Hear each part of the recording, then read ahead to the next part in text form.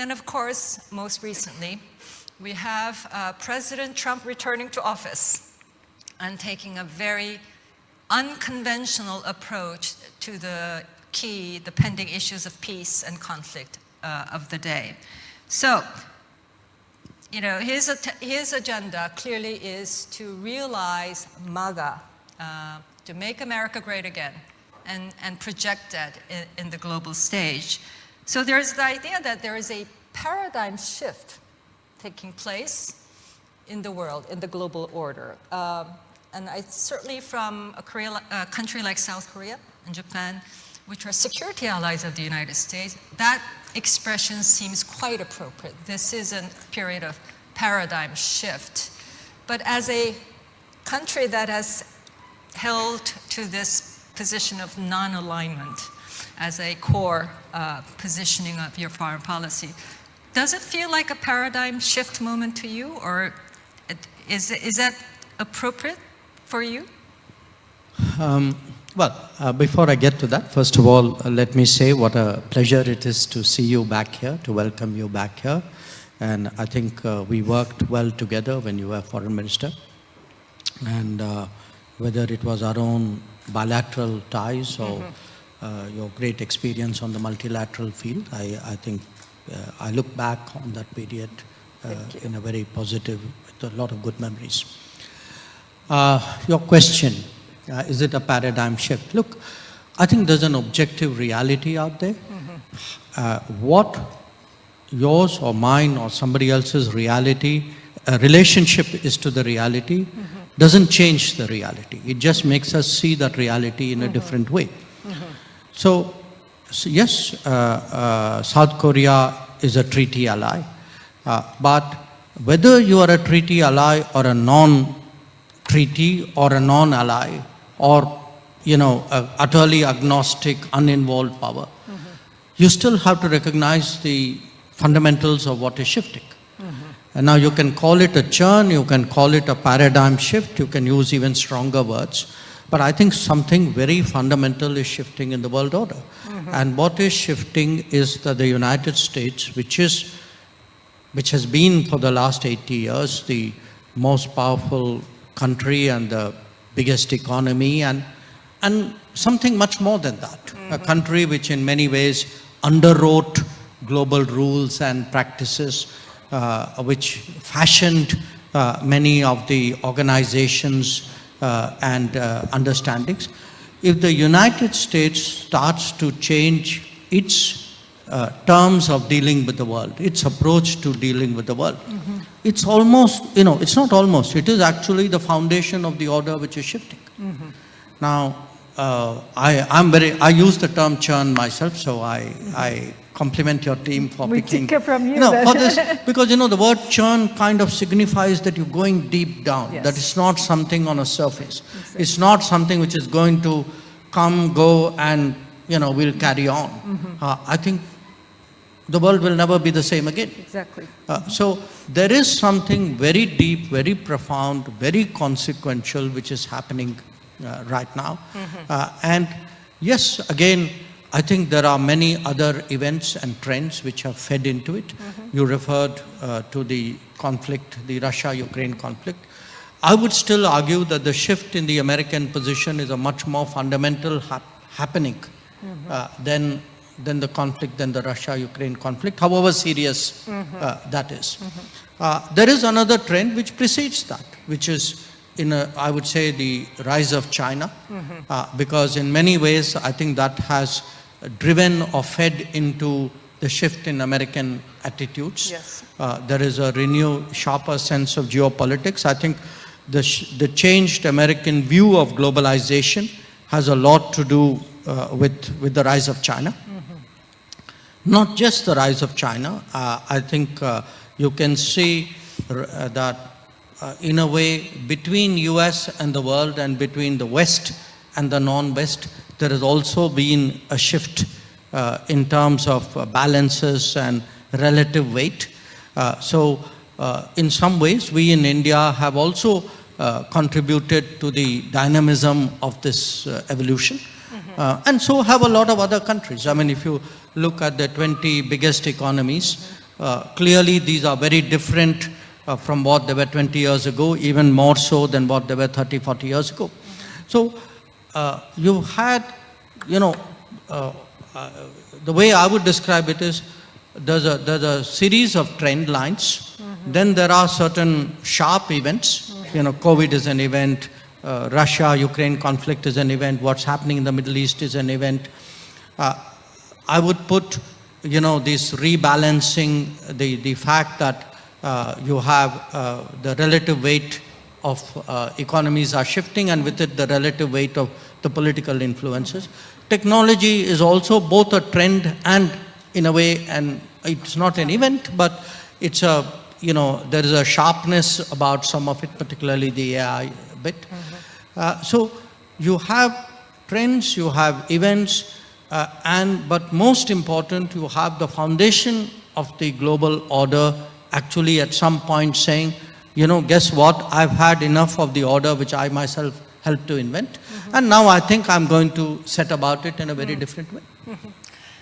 And what does that mean for Asia? Asia is big, it's growing in terms of its weight and heft in the global scheme of things. This is where wealth is being generated, new wealth is being generated.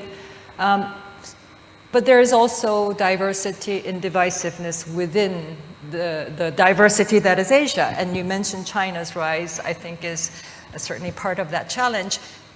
But looking at the Asian continent overall, what does this mean, that churn of the foundation of geopolitics for Asia?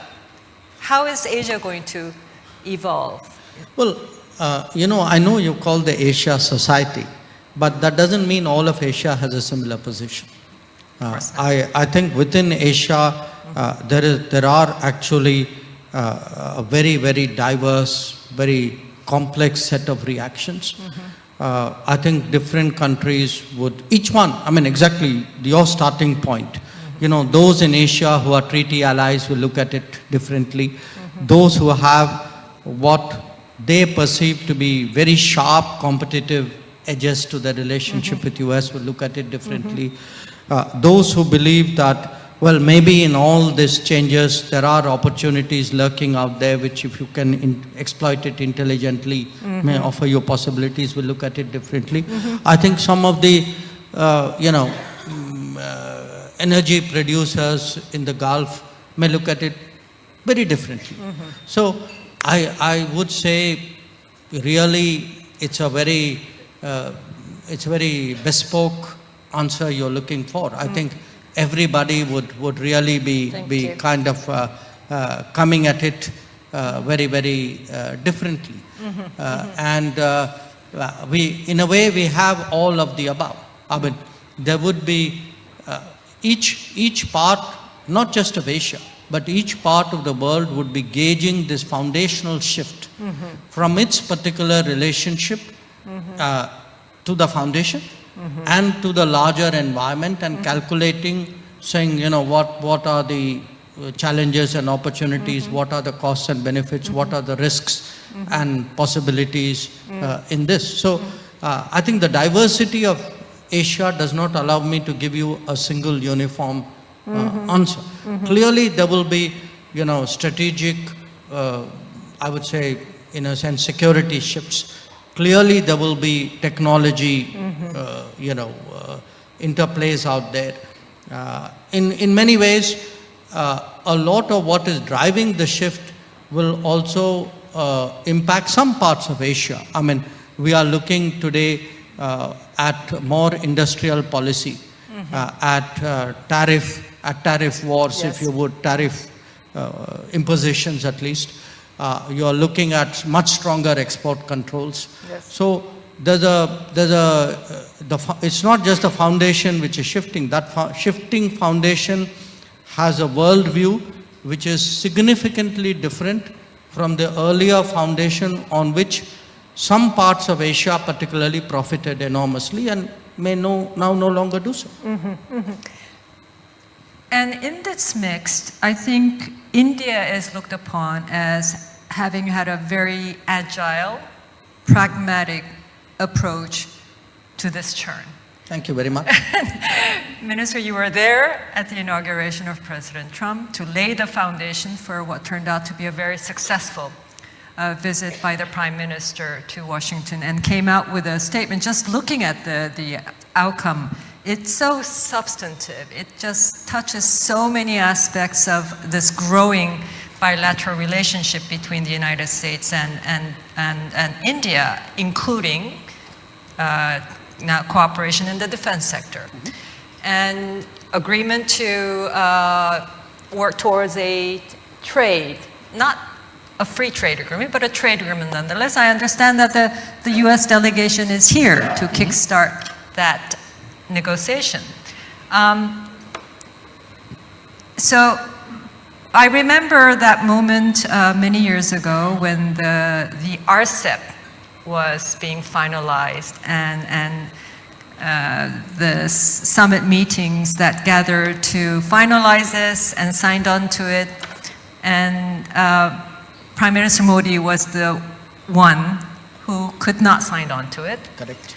And that was a disappointment for the group. But I think from the Prime Minister's point of view, you understood the difficulties of signing on to that at that particular moment. But since then, there has been many bilateral trade agreements worked out, and now you're working towards one with the United States. How do you see this unfolding, and does this mean a fundamental shift in India's trade policy toward openness rather than the traditional, protect my industry kind of a position?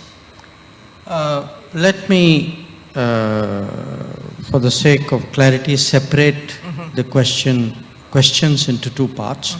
One was going to Washington and what did we agree on, and the other part, the trade set of issues. When we went to Washington in February, when Prime Minister went, and the discussions that he had with President Trump, I think overall our assessment was that we saw many changes which were, which suited us, or which in some ways formed a convergence on which we could build upon.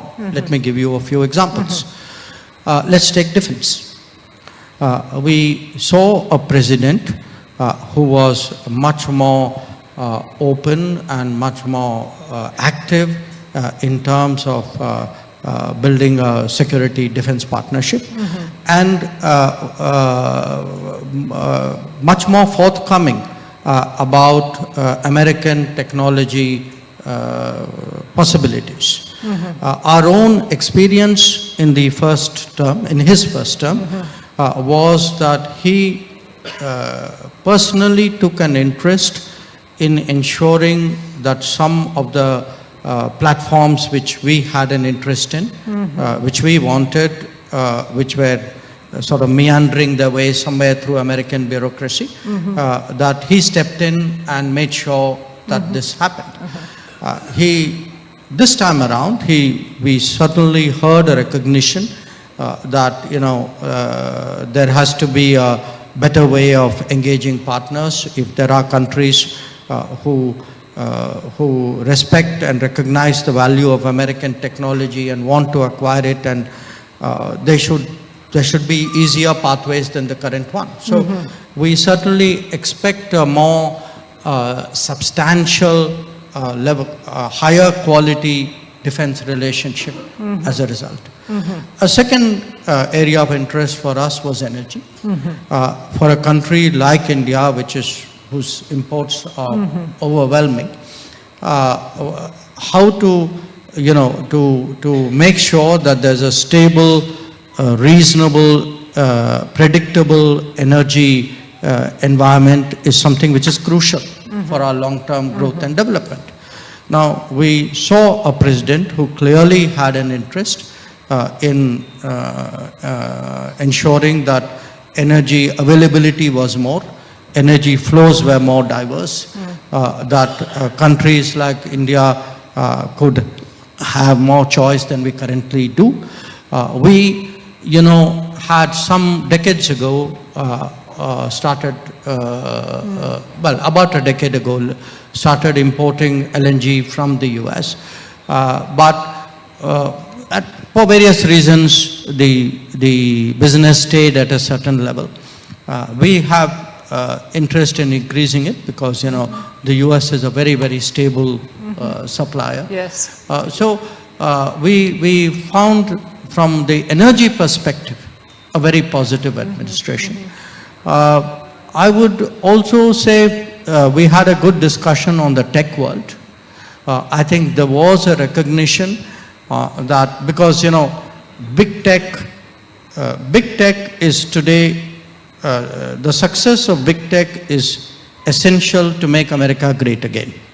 There is a connection between the two. I think big tech recognizes the importance of mobility and talent flows and the importance of partnerships, because obviously everything in the tech world can't happen in America. So how do you create reliable supply chains? How do you have trusted vendors, trusted partners, transparent partners? I think these were issues on which again we saw a great deal of understanding and positivity. On trade, we had a very open discussion. And the result of that discussion was that the Prime Minister and the President agreed that we would conclude you rightly said, not a free trade agreement, but a bilateral trade agreement by fall this year. And that is what is currently under discussion. We have a team here, by the way, they're not it's not that they are kicking off the discussion. My colleague, the Trade Minister, the Commerce Minister was in the US last month, and since then actually we've been working the trade account through virtual means. So there's a very active and intense trade discussion going on at this point of time. So this brings me to the trade part of what you asked. Look, we did not sign RCEP for this reason.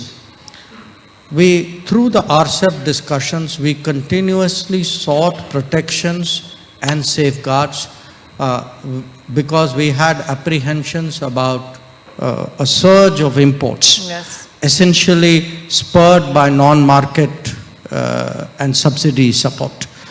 We didn't get it.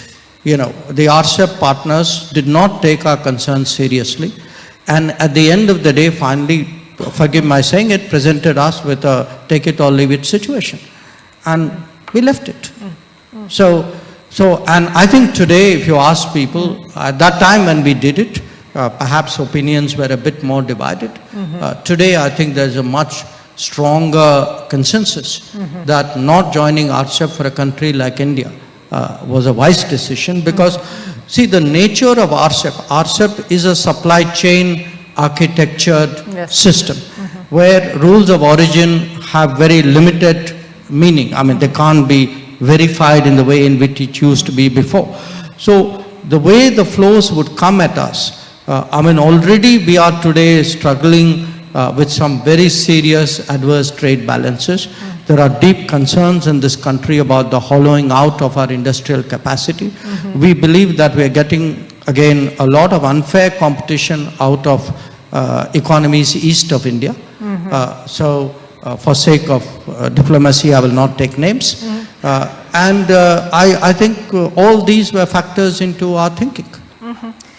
And getting back to the, this energy in defense industry, security cooperation with the United States, traditionally for defense industry cooperation, your main partner was Russia. And that was a point of tension, as I recall, with the United States. But the relationship between the United States and Russia has taken a dramatic turn. So has that tension now been eased? Well, I am not sure I would quite call it a tension. India was importing defense equipment from the United States till 1965. It was the United States which cut off India in 1965. It was the United States thereafter which did not resume sale of defense equipment to India from 1965 till 2006, barring one exception.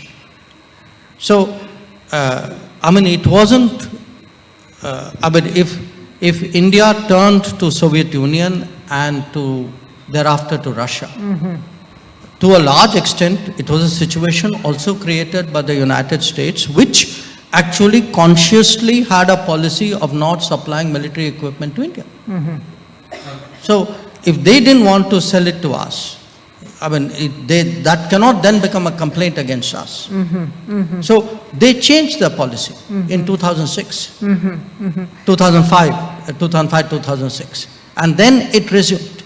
So, and now it was not that we bought only from Russia. In that same period, if you look, we bought planes from UK, we bought from France, we bought equipment from Germany, we bought from Israel.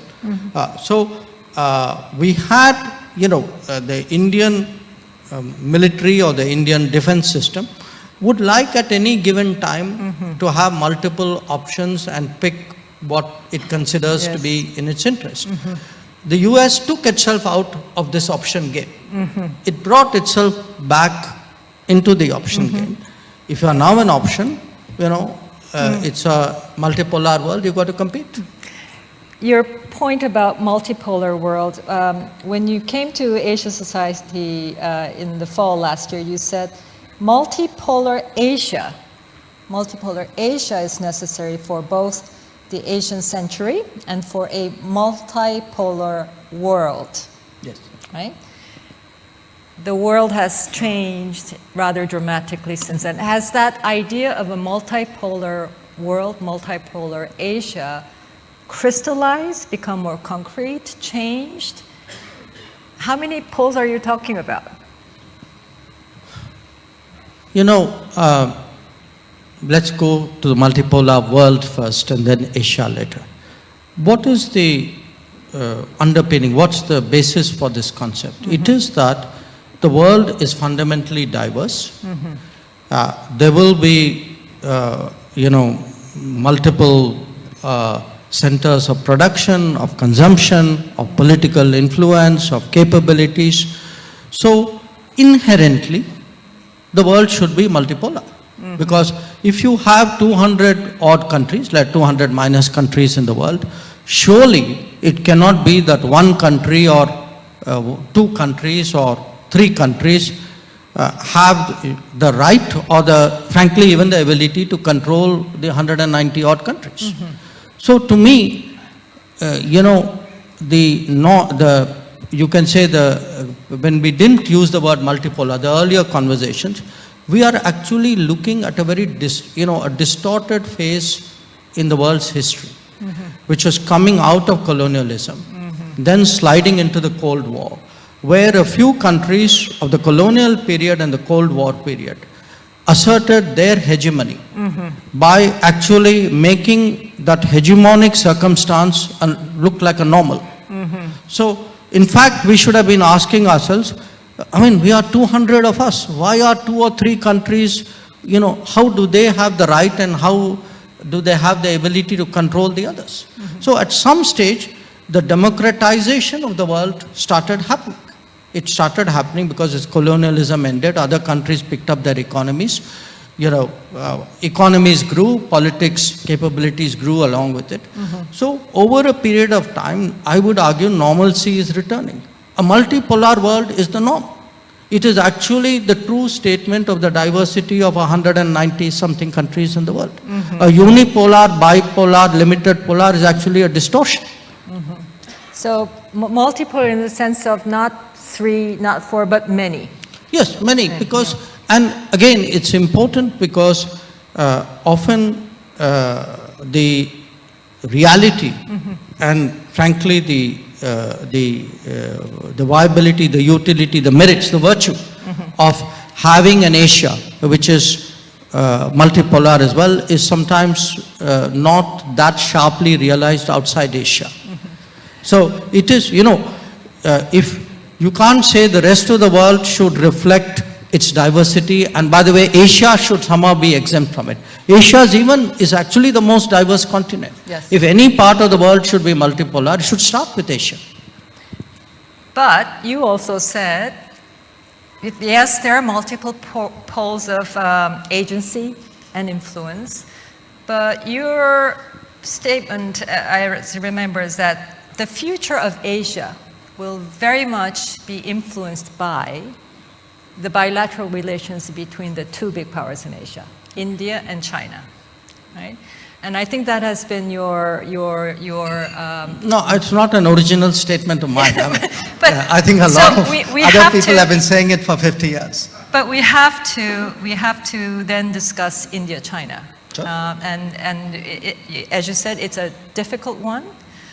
There was a military clash that's now been managed. You said it was de-escalation going into disengagement the last time you spoke. I heard you spoke on this. The other way around. around. Okay. So how do you see this key bilateral relations unfolding under this geopolitical context of churn? And how does India exercise its tremendous agency to lead in a way that, you know, strengthens the peace and dynamics for peace and co-prosperity in Asia and the world?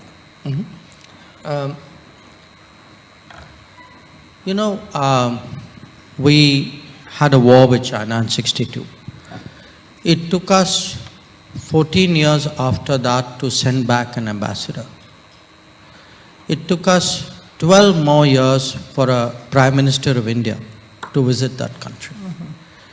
And from 1988, there was a certain understanding between India and China on the basis of which the relationship was rebuilt.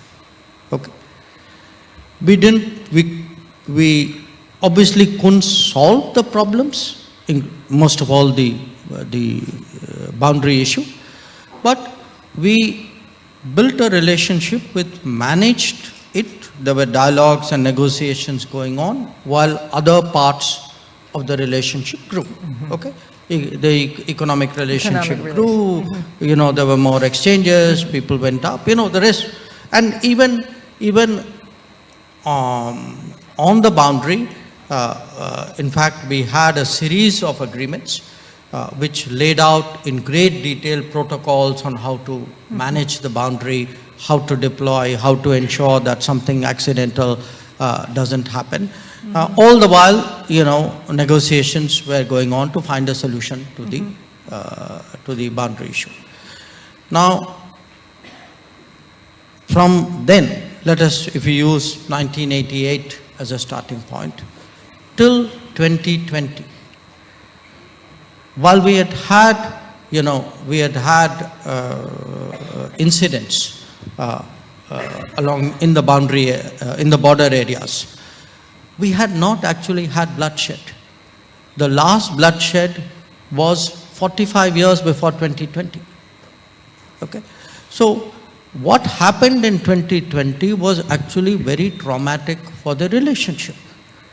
It wasn't just the bloodshed, it was the disregard of written agreements. Because this isn't a gray area we are talking about. I mean, the departure from the terms of what was agreed to was very sharp and very substantial. Now, through this period, I mean, obviously it took us, I mean, we're still dealing with some parts of this. So it's not like the issue has completely gone away. We felt that, I mean, obviously it called for a military response on India's side, which happened. There was a counter deployment by us. But we also felt that the way forward was to find a negotiated outcome, and that's what we've been trying to do since 2020. Now, the answer to your question is, we don't think this period serves the interests of either India or China. You know, how do we benefit by having a very tense relationship with that a large number of troops out there at, you know, very hostile environment, and all the collateral damage which it has done to the relationship? Because obviously if peace and tranquility in the border areas were disturbed, then, the rest of the relationship can't go on as normal.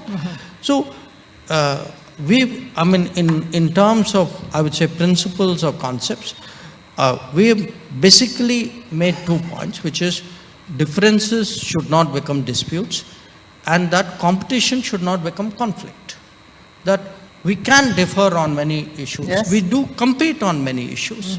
But because we compete doesn't mean that there should be a conflict between us. We are very realistic about it. So we know that between India and China, there will, at least in the foreseeable future, there will be issues.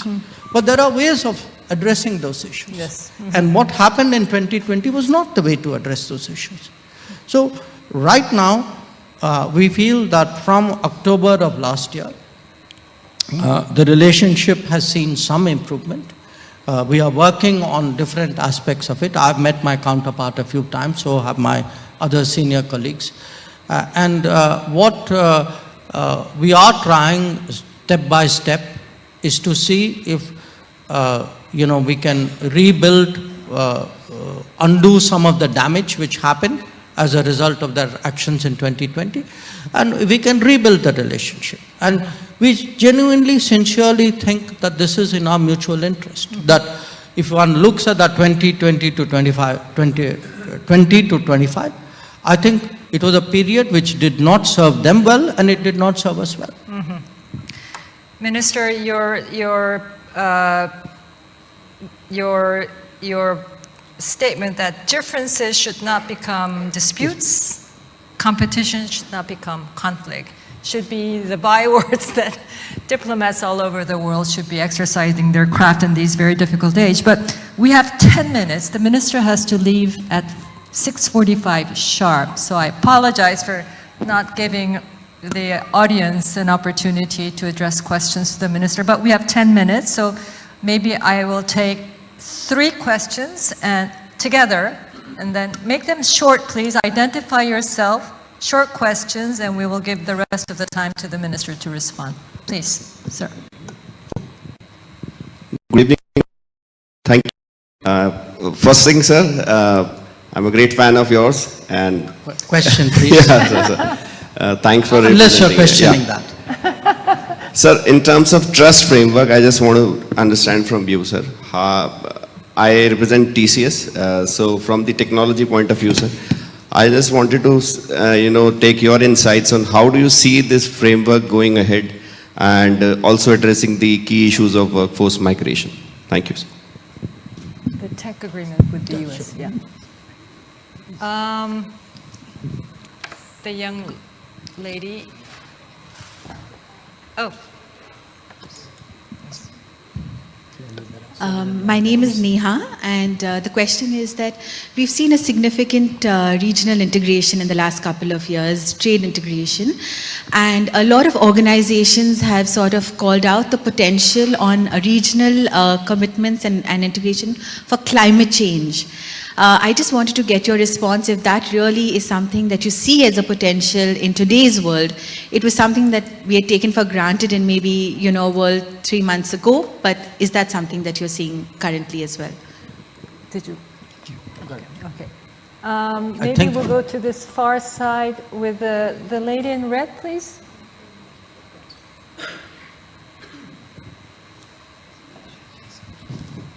Thank you, sir. I'm Shriparna Pathak, an Associate Professor of International Relations. So I have one question. Given the fact that in the Indo-Pacific, challenges keep increasing, there are these mullings that there'll be a Quad strategic alliance. Would India be willing to join the Quad? Quad. So there are 3 questions.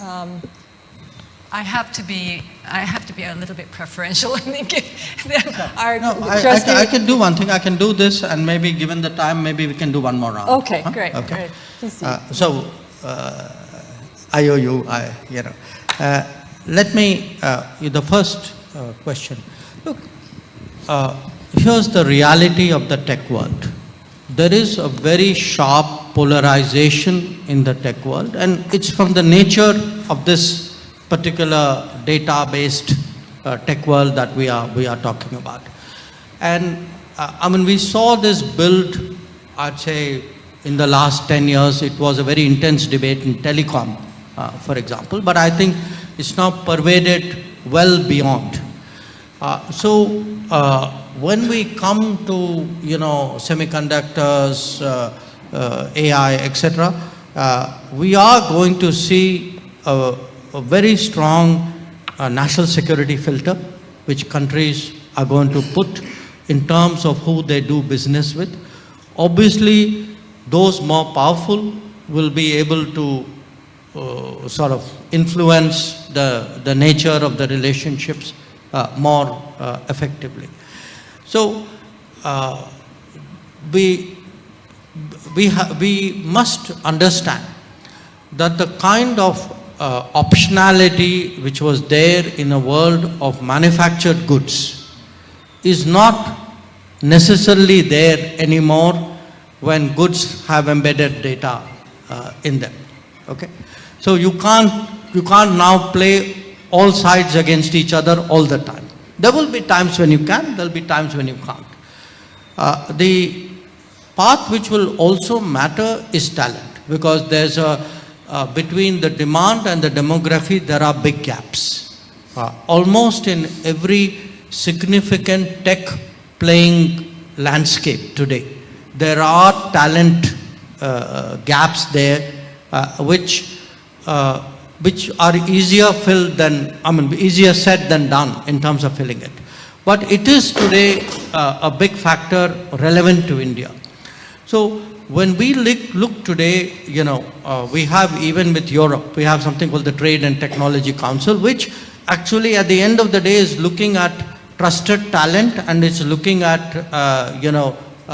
technology controls in a way. So we are going to get increasingly into these conversations with the US, with Europe, perhaps with some other geographies. And we'll have to see what frankly suits our national interests best and where our opportunities are the most. On your question, if I understood it rightly, what you are asking me is, in climate change, can we do regional arrangements? Did I understand you right?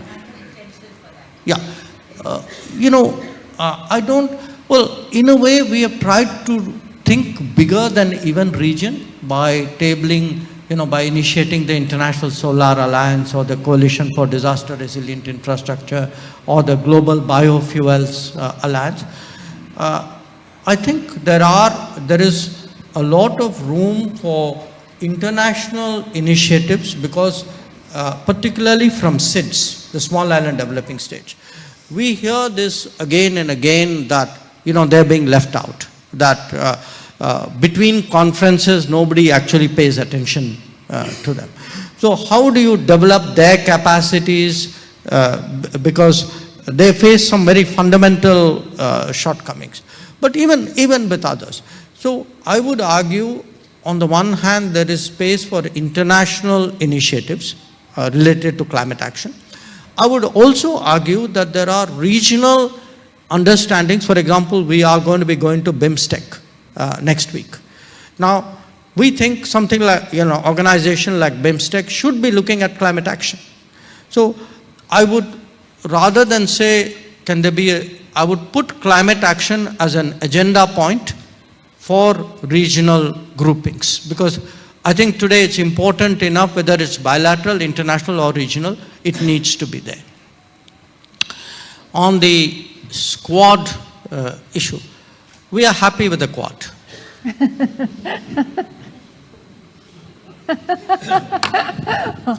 That's very good. Honorable Minister, you mentioned about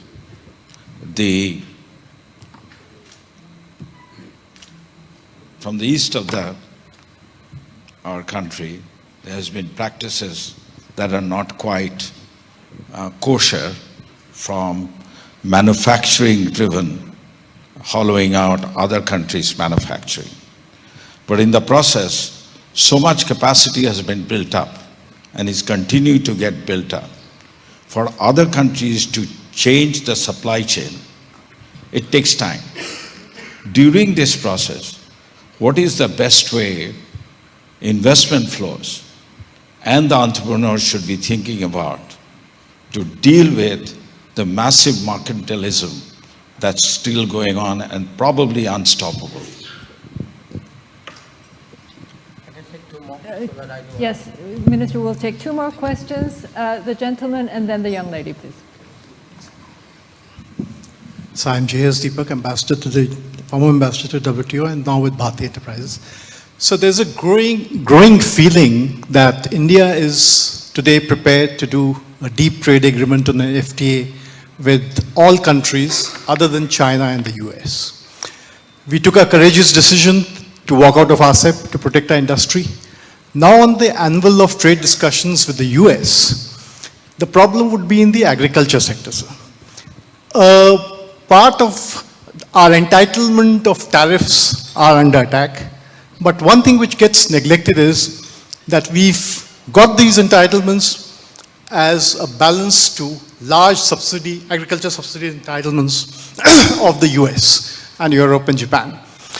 If the narrative is going to be to reduce tariffs in the name of reciprocal tariffs or otherwise, without adjusting subsidies, our farmers, sir, especially in poultry, dairy, food grains, are likely to be at a loss because not only does the US have a large subsidy entitlement, they have the structure where they can put all the subsidy on a single product.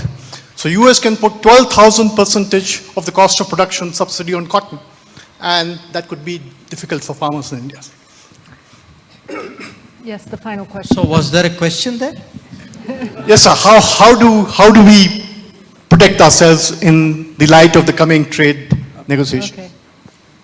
Last person. Hello, Soumya Mundra from JP Morgan. Does India have a 50-year strategy, and what are the most driving forces to thematically shape them? What strategy? 50 years. Yes.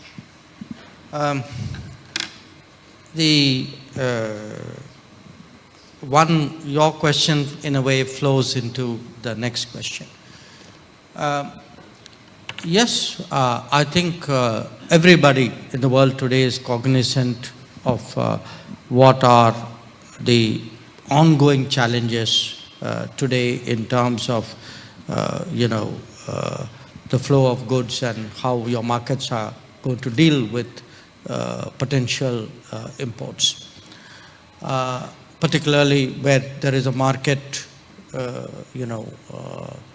there's a subsidy or a market distortive aspect to it. Here, in a way, is an answer. Look, by and large, India's FTAs are with countries east of India, by and large. It was with ASEAN, it was with Japan, Korea. Australia is east of India, but it's a different kind of economy. In many ways, these are also economies which are competitive. So the paradox is our early options were also the ones who are the most competitive. Now, there are reasons why that happened. Now, today we are engaged with three other important negotiations. FTAs with UK and EU, and a BTA, bilateral trade agreement with the US.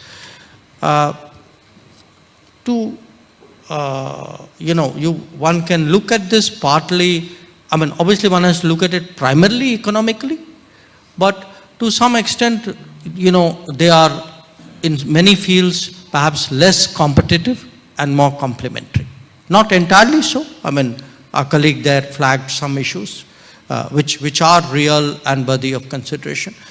But how to get a balance in our trading agreements is also an issue, because it's partly an issue of trade, it's partly an issue of where is potential for growth, because the economies east of us have not given us that much room for actually growth of our trade.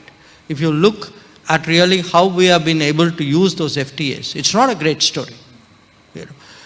The expectation is maybe the economies, these for example, have greater room for untapped growth out there.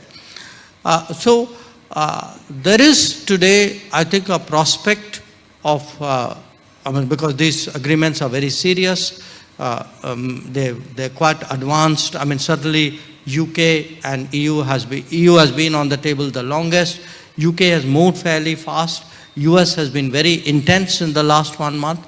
So we'll have to wait and see whether actually you have a new set of very big agreements which will have obviously economic consequences, but something larger than that. Deepak, on your issue, look, I think people do know, are cognizant of many of the issues which you have raised. Now, how do we do it? You know better than me, there are trade negotiators at work. You have been one yourself. That these are people who know our interests. I have every confidence that, they will negotiate what is the best possible deal for us. So I would, while noting the concern, I wouldn't prejudge the outcome. I would wait and see really what happens in terms of our ability to reach an understanding with the United States. But I don't believe that a problem should in itself be an insuperable obstacle, because there is a sound business case for a BTA with the US. Bear in mind, in the first Trump administration, actually our trade negotiators and theirs spent a lot of time actually trying to do a limited deal. Part of the reason, I suspect, when I look back on it, was they were very confident that they'll come back into the second term, so they didn't, push it with that kind of urgency which they could have, and then, COVID came in between, etc. So a trade agreement with the US is actually conceptually not new. What is new is possibly the scale and, maybe the urgency with which we are doing it now.